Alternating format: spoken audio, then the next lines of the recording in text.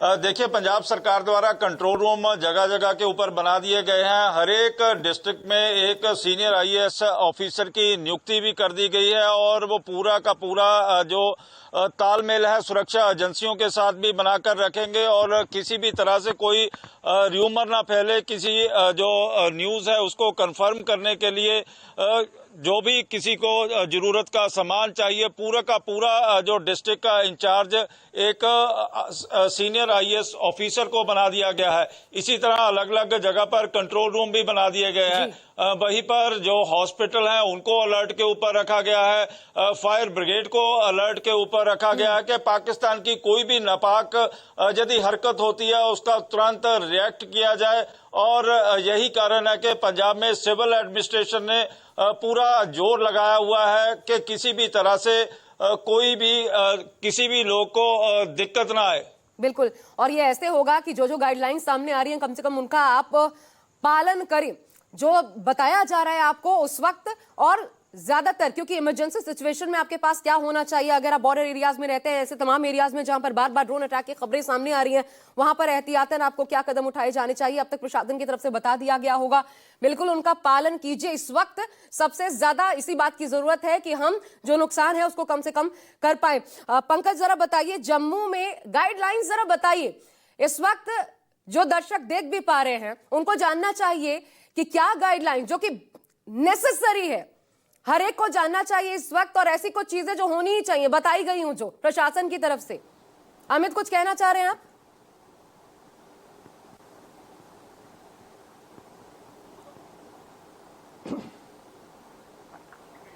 जी आशा, आपको बता दें कि सरकार, जो आपने सवाल पूछा था कि सरकार की तरफ से क्या तैयारी की गई है, क्योंकि अमित बोलिए बोलिए।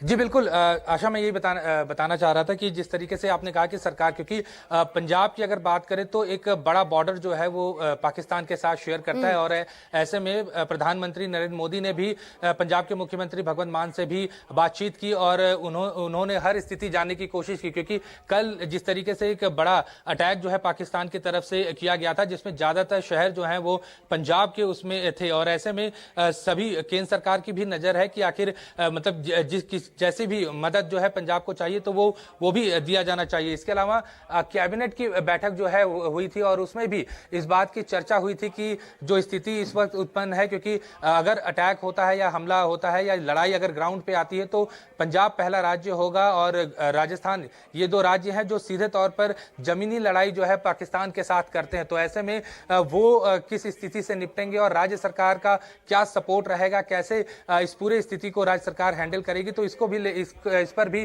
कैबिनेट की जो बैठक हुई थी उसमें चर्चा हुई। उसके अलावा पंजाब सरकार ने अपने सभी मंत्रियों को जो बॉर्डर इलाके के डिस्ट्रिक्ट है उसमें तैनात किया है। वो खुद डेली जो है बॉर्डर एरियाज पे जाएंगे और वहां ये देखेंगे कि लोगों को किसी तरीके की कोई असुविधा नहीं आ रही है। यहां तक कि जिस तरह से विशाल ने भी बताया कि सरकार ने 23 डिस्ट्रिक्ट में सीनियर आईएएस ऑफिसर नियुक्त किए गए हैं, जो कि सरकार और आर्मी के बीच में एक कोऑर्डिनेशन का काम करेंगे और वो इस बात की सुनिश्चित करेंगे कि अगर किस डिस्ट्रिक्ट में कौन सी सप्लाई किस तरीके से चल रही है, क्योंकि अगर वॉर टाइप सिचुएशन और भी इंटेंस होता है और ये चीजें और खराब होती हैं तो ऐसे में सबसे ज्यादा अगर किसी चीज की जरूरत हो तो वो रसद की जरूरत होगी, राशन की जरूरत होगी।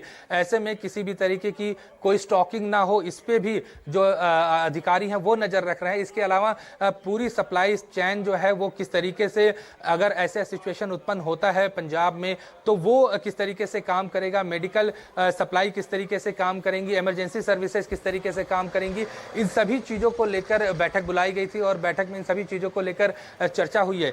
कभी भी अगर युद्ध होता है तो सबसे ज्यादा जरूरत जो होती है वो मेडिकल स्टाफ की होती है और ऐसे में पंजाब सरकार ने सभी पंजाब के जितने भी हॉस्पिटल्स हैं उनको हाई अलर्ट पे रखा हुआ है और सभी डॉक्टर्स की छुट्टियां जो हैं वो कैंसिल हो चुकी हैं और सभी को ये कहा गया है कि कोई भी अगर अपना डिस्ट्रिक्ट छोड़ता है तो वो अपने सीनियर ऑफिसर्स जो हैं उनको इन्फॉर्म करना होगा। तो ना सिर्फ केंद्र सरकार, ना सिर्फ सेना, बल्कि राज्य सरकारें भी जो हैं, खासकर जो बॉर्डर्स इलाके में जो राज्य सरकार है वो भी पूरी तरीके से तैयार हैं और किसी भी परिस्थिति के लिए वो निपटने को तैयार बैठे हुए हैं। बिल्कुल, ये सामंजस्य ही है जो कि इस वक्त सबसे ज्यादा जरूरी है, तालमेल बनाकर काम करना, ताकि नुकसान कम से कम हो, ना हो, जानमाल के नुकसान को बचाया जा सके, ये प्राथमिकता में शुमार है सरकारों के भी, प्रशासन के। कोई इमरजेंसी हेल्पलाइन नंबर जारी किया गया है क्या पंकज, आसपास के लोगों के लिए, जिस पर तुरंत अगर कुछ ऐसा होता है तो फौरी मदद तुरंत मिल पाए?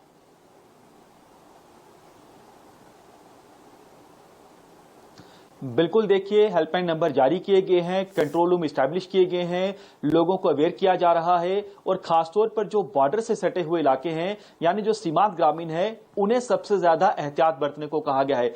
प्रशासन ने बार बार इन ग्रामीणों से यही कहा कि आप लोग, क्योंकि लगातार पाकिस्तान की ओर से आप लोगों को टारगेट किया जा रहा है, जो बंकर आप लोगों के लिए सरकार की ओर से, प्रशासन की ओर से बनाए गए हैं, रात आप उन्हीं बंकरों में गुजारिए। जो कम्युनिटी बंकर आप लोगों के लिए बनाए गए हैं, आप उन्हीं बंकरों में रात गुजारिए और रात के समय घरों से बाहर ना निकले।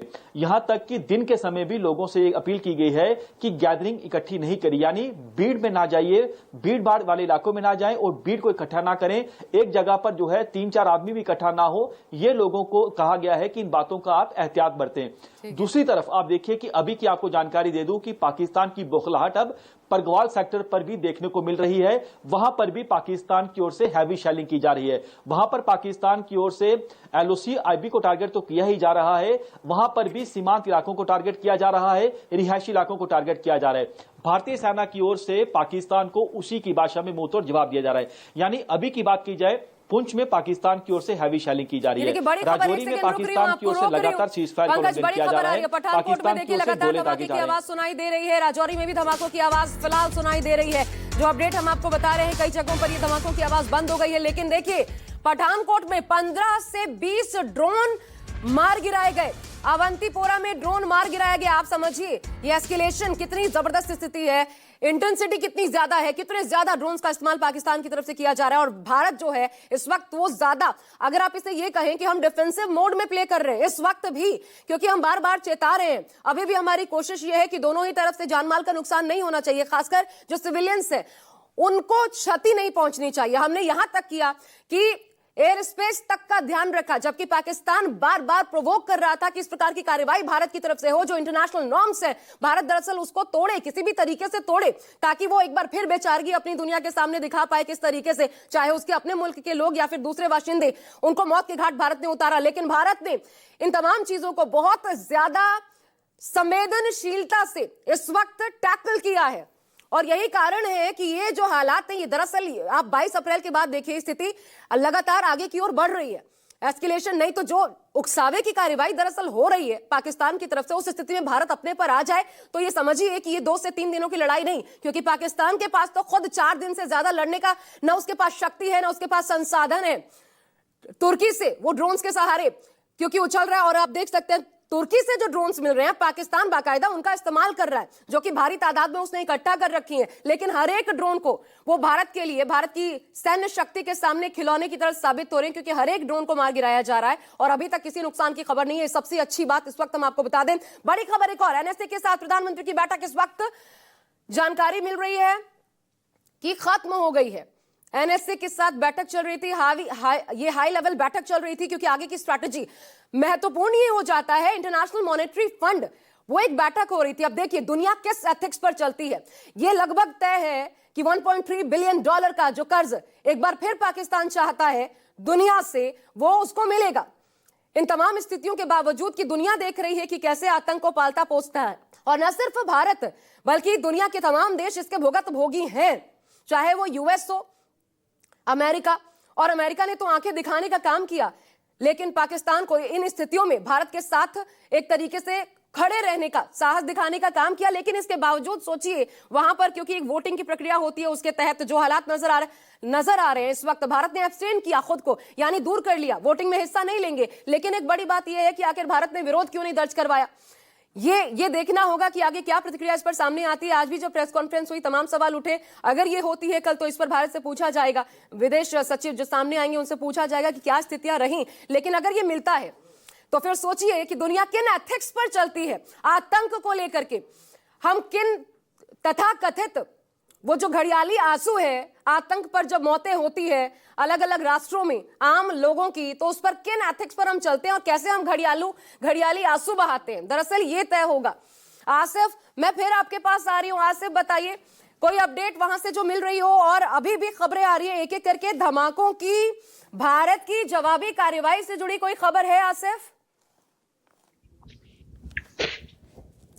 देखिए, अभी तक जो हमें जानकारी मिली है उसके अनुसार जो दुश्मन की तरफ से जो ये ड्रोन्स और सीज फायर वायलेशन शेलिंग हो रही है उसका जवाब दिया जा रहा है। कोई ऑफेंसिव एक्शन शुरू हुआ है या नहीं उसके बारे में कोई भी खबर हमारे पास नहीं है, लेकिन यहाँ जितने भी ड्रोन स्पॉट किए गए पूरे जम्मू कश्मीर में उन्हें सक्सेसफुली न्यूट्रलाइज किया गया है, वो मार गिराए गए हैं और साथ ही साथ जो नियंत्रण रेखा के इलाकों में वहां पर शेलिंग हो रही है उसका भी माकूल जवाब दिया जा रहा है। लेकिन अब इन ड्रोन्स की इस कंस्पायरेसी में काफी सारी चीजें देखने को मिल रही है। कई लोग बता रहे हैं, जो सोर्सेज से हमारी बात हो रही है, कि काफी जो ये सस्ते किस्म के ड्रोन है जो पाकिस्तान की तरफ से भेजे जा रहे हैं और इनको मार गिराने के लिए जो हमारी यहाँ पर हथियार यूज हो रहे हैं तो वो काफी हाई टेक है। तो ये भी हो सकता है कि पाकिस्तान की तरफ से जानबूझकर इन ड्रोन्स को यहाँ जम्मू कश्मीर के साथ साथ देश के दूसरे हिस्सों में भेजा जा रहा हो। इन पे कैमरा भी लगाए हुए हैं, जिस प्रकार से बताया जा रहा है कि जासूसी के मकसद से भी आ रहे हैं और हमारी कैपेबिलिटीज या हमारी जो दूसरी एयर डिफेंस लोकेशंस है उस पे जासूसी करने के गर्ज से आ रहे हो। ये सारी बातें कही जा रही है, लेकिन हमें स्पष्ट रूप से इसके बारे में पूरी जानकारी तो नहीं है, लेकिन हम अंदाजे के साथ कह सकते हैं कि जिस प्रकार से ये बड़ी तादाद में कल भी ड्रोन आए थे, आज भी लगातार आ रहे हैं, तो जाहिर सी बात है पाकिस्तान जो है किसी न किसी साजिश के चलते इस ड्रोन अटैक को कैरी कर रहा है आज लगातार दूसरे रोज भी। हालांकि सारे थ्रेट्स जो है न्यूट्रलाइज किए जा रहे हैं, लेकिन इसमें जो high officials, top officials forces के हैं या हमारा जो डिफेंस सिस्टम है वो जरूर लगे होंगे और वो ये चीज एनालाइज कर रहे होंगे कि आखिरकार इतनी मात्रा में ये ड्रोन भेजने के पीछे पाकिस्तान का क्या मकसद है और उस मकसद में वो कामयाब ना होने पाए उसके लिए क्या प्रिवेंटिव मेजर्स उठाए जा रहे हैं, वो जरूर उठाए जा रहे होंगे। लेकिन इसको कैसे देखा जा रहा है आसिफ? ये युद्ध पाकिस्तान भारत पर तो थोपना चाहता है लेकिन खुद पूरी तरीके से इस युद्ध में उतरता नहीं। कायरों की तरह रात के वक्त देखिए, दिन में शांति रहती है लेकिन फिर रात के वक्त ये हमले शुरू कर देता है। ये क्या कोशिश नजर आती है? नजरिया क्या है इसको लेकर के हमारे टॉप ऑफिशियल्स का? देखिए, औपचारिक रूप से तो इससे संबंधित कोई भी जानकारी नहीं दी जा रही है क्योंकि सारी चीजें क्लासिफाइड है और जिस तरह से सिचुएशन बनी हुई है इसमें हम लोग भी इसको आम डोमेन पे इस तरह से खुले आम डिस्कस नहीं कर सकते। लेकिन जो थोड़ा मोटा मोटा हमें समझ आ रहा है लोगों से बात करने के बाद, उसमें ये बड़ी साजिश नजर आती है पाकिस्तान की तरफ से और ये भी लेकिन हमें साथ साथ में आश्वासित किया जा रहा है कि उनकी हर साजिश का मुंहतोड़ जवाब दिया जा रहा है और ये जो ड्रोन की साजिश रची जा रही है इसका भी यहाँ से मुंहतोड़ जवाब दिया जा रहा है। न केवल इन ड्रोन जो ये थ्रेट्स है इन्हें न्यूट्रलाइज किया जा रहा है, बल्कि जो इसके पीछे मकसद है रात के समय इस तरह से ड्रोन भेजकर यहाँ जासूसी करने का या दूसरा कोई हमारी कैपेबिलिटीज को चेक करने का या जो भी उनका मकसद है उसको किस तरह से काउंटर किया जाए, वो सारी चीजें यहाँ पर ऑलरेडी फोर्सेस द्वारा जो टॉप इंटेलिजेंस से लेकर जो काउंटर ऑफेंसिव आर्म्ड फोर्सेस है उनकी तरफ से बखूबी किया जा रहा है। लगभग 600 से 700 तो ड्रोन्स कल से लेकर के अब तक पाकिस्तान इस्तेमाल कर ही चुका है और अभी तक कहीं उसको सफलता मिली नहीं है सच। और भारत ने बखूबी हर एक ड्रोन को मार गिराया और अपने नुकसान को बचाया है हमने। जबकि कल तो भारत की तरफ से जो जवाबी कार्रवाई देखने को मिली उसके बाद हालात ऐसे थे कि पाकिस्तान घुटनों के बल, ऐसी स्थितियां देखने को मिल रही थी। लेकिन पुंछ में जो गुरुद्वारे पर पंकज, पुंछ में जो गुरुद्वारे पर हमला किया गया, क्योंकि वो एक साफ एक साजिश के तहत किया गया, भारत पर आरोप मढ़ा गया और वो साजिश क्या थी वो एमईए ने उसका खुलासा कर दिया। ये स्थानीय लोगों की प्रतिक्रिया क्या है इसको लेकर के? वो सामंजस्य वो कितना बेहतर नजर आ रहा है, वो भरोसा कितना बेहतर नजर आ रहा है और पाकिस्तान का एजेंडा किस कदर टूट रहा है?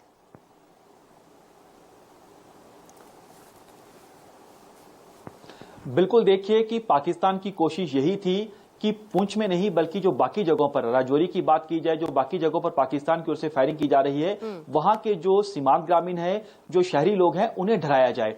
धार्मिक स्थलों को टारगेट वो कर रहा था, यानी जो आपसी भाईचारा है उसको वो बिगाड़ना चाहता था। जो शांति वहां थी उसमें वो है भंग डालना, वो खराब करना चाहता था वहां पर शांति को। लेकिन लोगों ने एकजुटता का प्रतीक दिखाया है, हमने देखा, क्योंकि लोगों की मजबूरी ये है कि उन्हें पलायन करना पड़ रहा है। प्रशासन की ओर से रिलीफ कैंप बनाए गए हैं, रिलीफ कैंप बनाए गए हैं।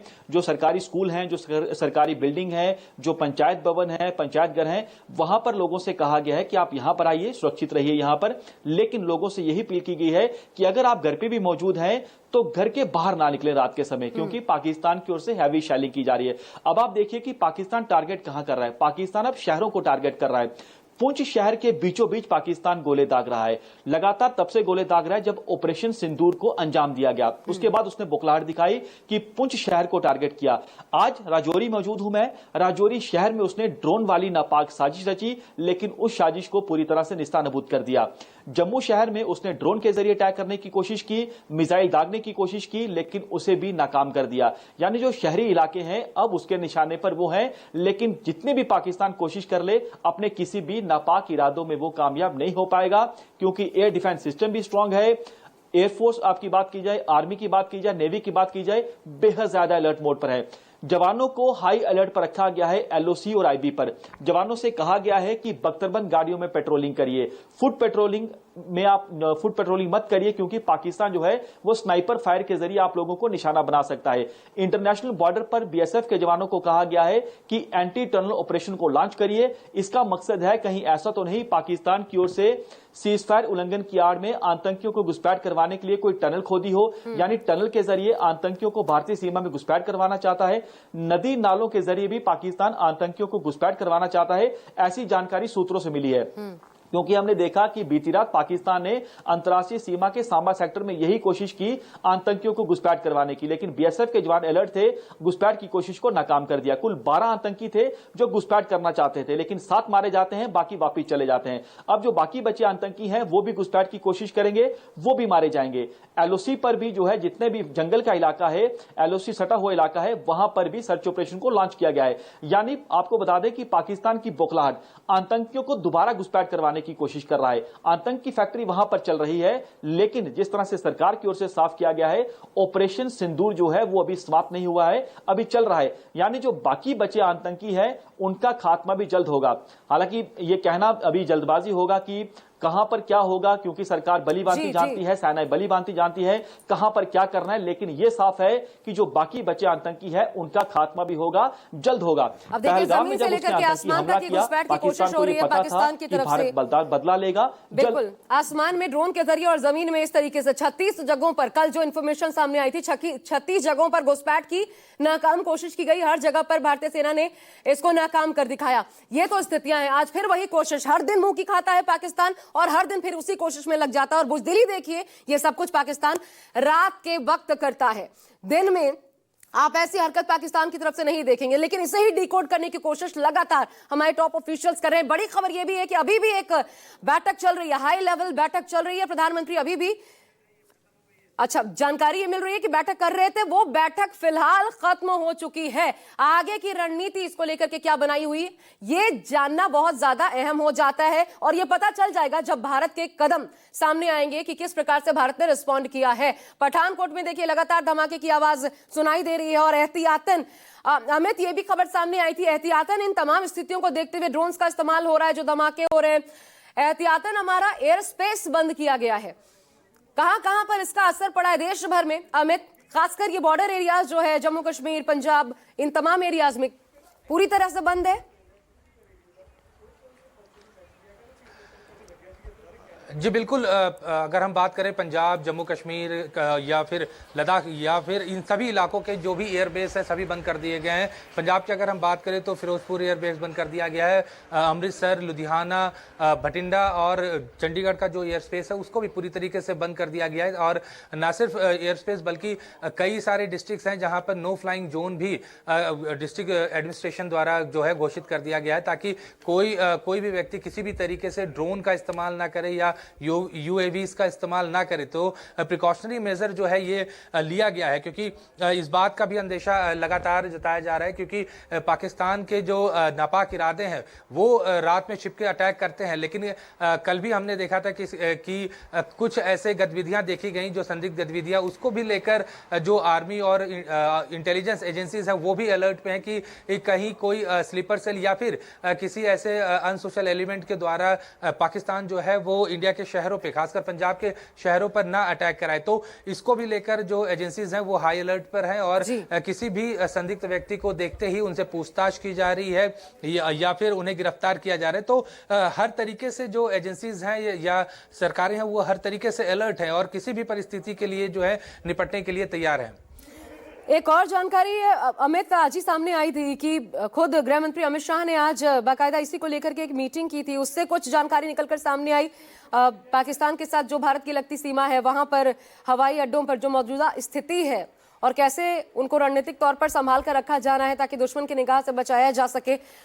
क्या इस समीक्षा बैठक को लेकर के क्या जानकारी है? कुछ इन्फॉर्मेशन हो तो बताएं।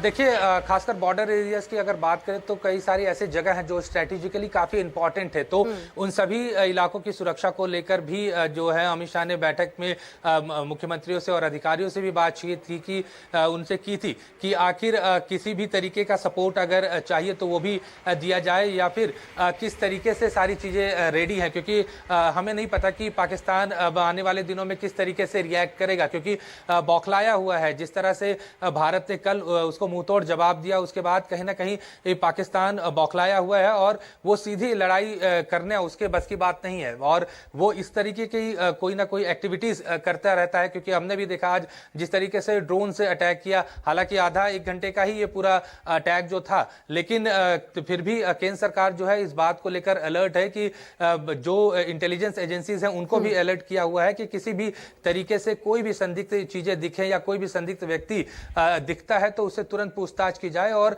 सभी एजेंसियां जो हैं वो हाई अलर्ट पर इस वक्त हैं। ठीक है अमित, बने रहिएगा। आसिफ, जरा ये समझाइए, यूएवीज जो हैं उन्हें भी डिटेक्ट किया गया था कल, ये क्या है, जरा इस बारे में बताइए। कितने खतरनाक होते हैं, इसका डिफेंस क्या होता है?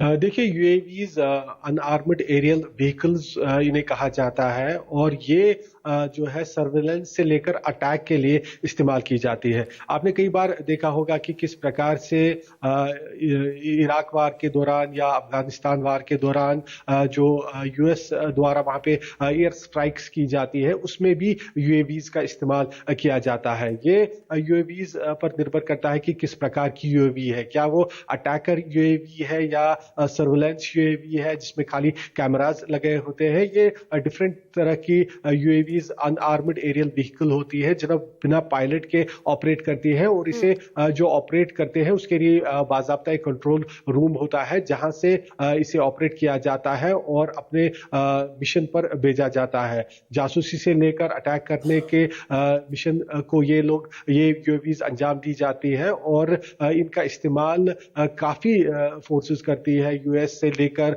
जितने भी इजराइल या देश के मतलब दूसरे देशों के जितने भी टॉप आर्मीज है वो इसका इस्तेमाल करती है क्योंकि इसमें पायलट नहीं लगता है। पायलट ना होने के कारण खतरा भी नहीं रहता है कि कोई जान का नुकसान हो और ये काफी हवा में ऊपर उड़ान भरती है, नीचे भी आ सकती है, रडार को भी चकमा देने में कई बार सक्षम होती है। लेकिन जो कंट्रीज है, जो फोर्सेस होती है, आर्मीज होती है, वो इसको भी डिटेक्ट करने का, इसको भी रडार से पकड़ने का सिस्टम अपना अपग्रेड करते रहते हैं। तो वो एक चलती हुई प्रक्रिया है। जिस प्रकार से यूएवी सोफिस्टिकेटेड होती है उसी तरह से अब डिफेंस सिस्टम्स भी सोफिस्टिकेटेड होते हैं इन्हें डिटेक्ट करने के लिए। इस बीच जो श्रीनगर से हमारे पास अपडेट नया आया है वो ये है कि हमें ऑफिशियल्स द्वारा अब ये औपचारिक रूप से बताया गया है कि 6 से 8 ड्रोन ध्वस्त कर दिए गए हैं जिनकी यहाँ पर साइटिंग हुई थी अवंती थी पूरा श्रीनगर एयरफील्ड और बारामूला के इलाकों में। श्रीनगर एयरफील्ड को भी निशाना बनाने की कोशिश की गई इन ड्रोन्स द्वारा, लेकिन 6 से 8 ड्रोन्स जो है वो इंडियन एयरफोर्स डिफेंस सिस्टम द्वारा ध्वस्त कर दिए गए हैं, नष्ट कर दिए गए हैं। ठीक है, ये बड़ी खबर। पंकज, आपके पास कोई जानकारी है, कोई अपडेट सामने आ रहा है? और ये जो ब्लैकआउट हुआ है पंकज, क्योंकि कल कुछ समय बाद जब स्थितियां सामान्य हुई थी तो उसके बाद लगभग 1, 1:30, 2 बजे के करीब वो ब्लैकआउट हट गया था। क्या इन्फॉर्मेशन है? ये एज इट इज अभी रात भर बरकरार रहेगा क्योंकि रुक रुक कर हमले शायद हो रहे हैं अभी भी, या वहां पर अभी शांति?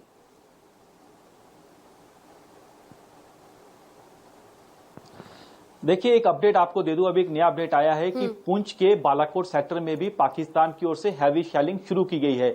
यानी पुंछ जिले के तमाम सेक्टर में पाकिस्तान की ओर से हैवी शेलिंग की जा रही है, रिहायशी इलाकों को टारगेट किया जा रहा है। दूसरा जो ब्लैकआउट है वो जम्मू, सांबा, उधमपुर, पुंछ, राजौरी में किया गया है और ये पूरी रात इसी तरह से रहेगा, क्योंकि इससे पहले हम देख चुके हैं कि पाकिस्तान ने बीती रात को उसने जो है ड्रोन वाली साजिश रची, मिसाइल के जरिए हमला करने की कोशिश की, दोबारा करने की कोशिश की तड़के सुबह 4 बजे के बाद। तो इसलिए एहतियात के तौर पर यहां पर ब्लैकआउट रहेगा। लोगों से यही प्रशासन ने अपील की कि आप लोगों ने अपने घरों से बाहर नहीं निकलना है। जो रिलीफ कैंप बनाए गए हैं वहां पर लोगों को आने के लिए कहा गया है। प्रशासन खुद, क्योंकि जब पाकिस्तान की ओर से फायरिंग की जाती है तो वहां से लोगों को इवैक्यूएट करना बेहद बड़ी चुनौती होता है। उसके लिए बख्तरबंद गाड़ियां चाहिए होती हैं। उन बख्तरबंद गाड़ियों में लोगों को इवैक्यूएट किया जा रहा है, क्योंकि सांबा की बात की जाए और कठुआ की बात की जाए, कठुआ में अभी तक पाकिस्तान की ओर से फायरिंग नहीं की गई है, लेकिन वहां पर भी लोगों से अपील की गई है कि आप लोग जो कम्युनिटी बंकर हैं वहां पर चले जाइए, जो दूसरे बंकर हैं वहां पर चले जाइए। पुंछ की बात की जाए, यहां पर स्थिति यह है, राजौरी में हालात ये हैं कि लोगों को सुरक्षित जगह पर पहले ही प्रशासन ने कहा था कि आप जाइए, जो लोग नहीं गए हैं। ठीक है पंकज, शुक्रिया, नजर बना के रखिएगा, कोई अपडेट होगा हम तुरंत आपके पास आएंगे। लेकिन इस बड़ी खबर के साथ आपको बता दें, प्रधानमंत्री नरेंद्र मोदी ने बाकायदा प्राइम मिनिस्टर ऑफिस, पीएमओ की